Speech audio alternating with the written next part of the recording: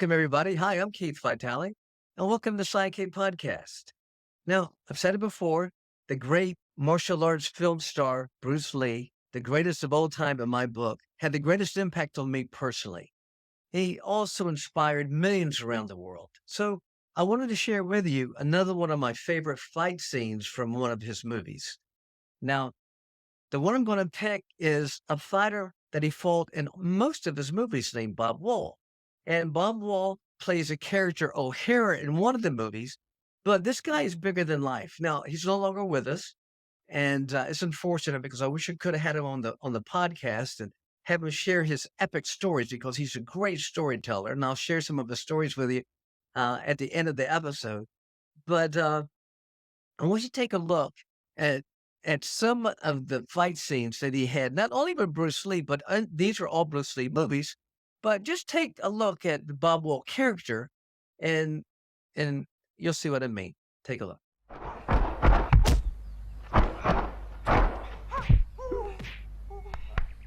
Now, he fights everybody. He fights Bruce Lee. He fights Sammo Hung. I mean, this guy is great.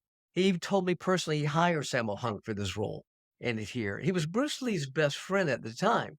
He's also the person who introduced Bruce Lee to Chuck Norris and Joe Louis and others. So I always loved spending time with him and hearing firsthand of his experiences, and especially experiences working with Bruce Lee. Now, the episode that I'm going to choose for my favorite of all those fight sequences is the one in End of the Dragon where he plays his character O'Hara, and he's fighting the courtyard scene, and there's a big tournament of the movie, and the main bad guys there, and all the henchmen are there, and Bruce Lee now has to fight this next person, and they call his name out, O'Hara, and O'Hara has this scar running down his face, and he's perfect villain, and he looks up and he stands next to Bruce Lee, and he holds up a board, and he breaks the board. That was his idea to do this, and he crashes the board. And of course, he's trying to intimidate Bruce Lee's character in the film. Now, instead, Bruce Lee smiles and says, "Boards don't hit back." Now, that is part of our vernacular, that phrase in everyday language that we have now. That's the impact this movie had on the martial arts and the impact that this movie had on just on everyday American lives. So, what I like about this fight sequence is this: they start moving around, and at the time, Bruce Lee and Bob Wall, again, are best friends. They didn't get along with the director Robert Klaus, so they asked Robert Klaus not to even show up. I don't even know the name of the second unit director, but he did a great job. And what I liked about it was he showcased not only Bruce Lee's spinning kicks and all the different array of kicks, but you got to see Bruce Lee's personality, the way he moves around the ring, or at least the courtyard, his sneering, and you just saw his cocky attitude, and he was really a confident person on screen. And what I liked also is the way he would do the close-ups on both O'Hara's character and Bruce Lee's character. And again, it's the facial expressions that are telling the stories. And at the end of the fight sequence, you know, Bruce Lee takes out O'Hara and he's on the ground and he really loses the fight. But he's a coward, right? He's the bad guy. He takes some bottles, and these are real bottles, and he breaks these bottles. These are a breakaway. And then what he does, he tries to stab Bruce Lee's character, and Bruce Lee knocks away the bottle. And then he takes him out. And when he takes him out, he steps on him. You see this exaggerated facial expression, the intensity of Bruce Lee. That was Bruce Lee. You don't see the camera pan down to the person he's stepping on, Bob Wall, O'Hara. No, you keep the camera on Bruce Lee. And he's doing these gyrations with his face. And I don't know if there's not a martial arts kid or an adult who hasn't played around with those same expressions. And I've seen him in other films as well.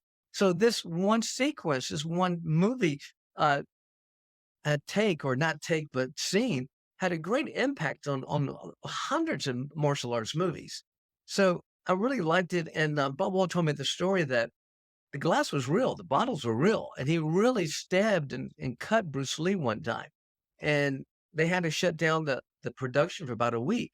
And it was a hard shoot because every one of the takes, there's glass on the ground, and Bob Wall's having to fall on the broken glass and tear up his back as well. So he had to get new gis himself. So it was a tough scene. But here's a side note. A little story has nothing to do with the film, but is about Bruce Lee and the impact he had on me. And subconsciously, I didn't even know it. And I was the number one fighter in the country following in point fighting a great fighter named Bill Wallace, Superfoot Wallace. Now, Bill Wallace was the best fighter, I think, of all time in American history. And he retired one year and he went into full contact. Well, I was the next one on the block and I was the next new one. And I was the new one rated fighter is what I'm trying to say. And so sometimes Bill Wallace would come over to the tournaments I was competing in, and he would stand by my ring and I'd fight. And when I won, he'd come by and he would give me some suggestions. He would critique my fight. And one of the things I always thought was odd, he did not like my hook, my swing kick. Now, here's what Bill Wallace made famous. It's called a hook kick. And you see this all the time. Is when you kick somebody in the head. So you pick up your front leg and you kick him in the head with a foot. Well, see, Bill Wallace kept his knee stationary. It's never moved. He'd kick and bring it back. Well, what I did, I thought so at the time, and other people have credited me for creating this technique. It's called the swing kick. I'd go to kick somebody in the head, with my front leg, and as I would go to hit them, I'd follow through and had a greater range of motion. I'd come through, and the kick went like this. It's called the swing kick. And he goes, Keith, Bill Wallace would go, I don't like your swing kick at all, but I used it effectively. I mean, it's one of my major techniques. So I thought this was like something special for me, and I created it until I saw this scene years ago. And I watched Bruce Lee in this scene, which has some of his best techniques ever, the spinning kicks and different moves. He actually does the swing kick in it. So subconsciously, I saw this technique and I actually incorporated when I was a fighter myself. So I thought that was pretty good. And I was kind of proud that I got my technique from Bruce Lee. Now, again, I talked about this Bob Wall character. He's bigger than life. I wish he was with us.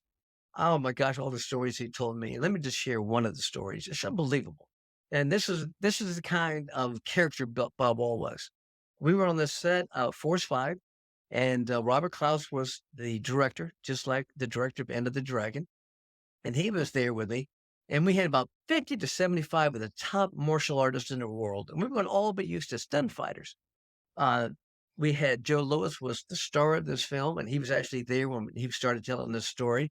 And I thought it was pretty cool because I was the number one fighter at the time, and pretty big deal. I got a chance to work with all these people, and Bob Wall and I were telling stories, and Bob says, Keith, I got a great story for you. So he starts to tell me the story where he had this karate school. He used to own it with Chuck Norris, but now he had it with Joe Lewis. The problem was he was losing all of his students because Joe Lewis was beating all of his students up.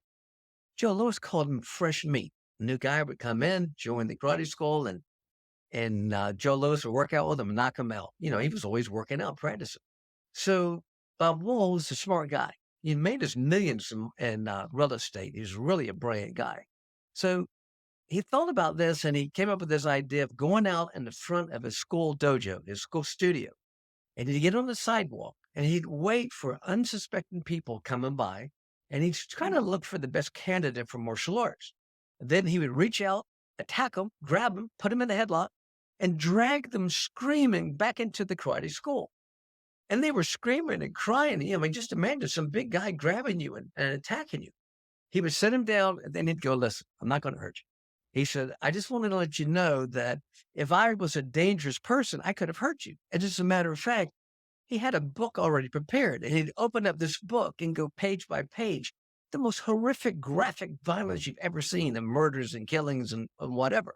And so the people would be looking at it and he'd go, however, here's what I'd like to do. I'd like to teach you martial arts.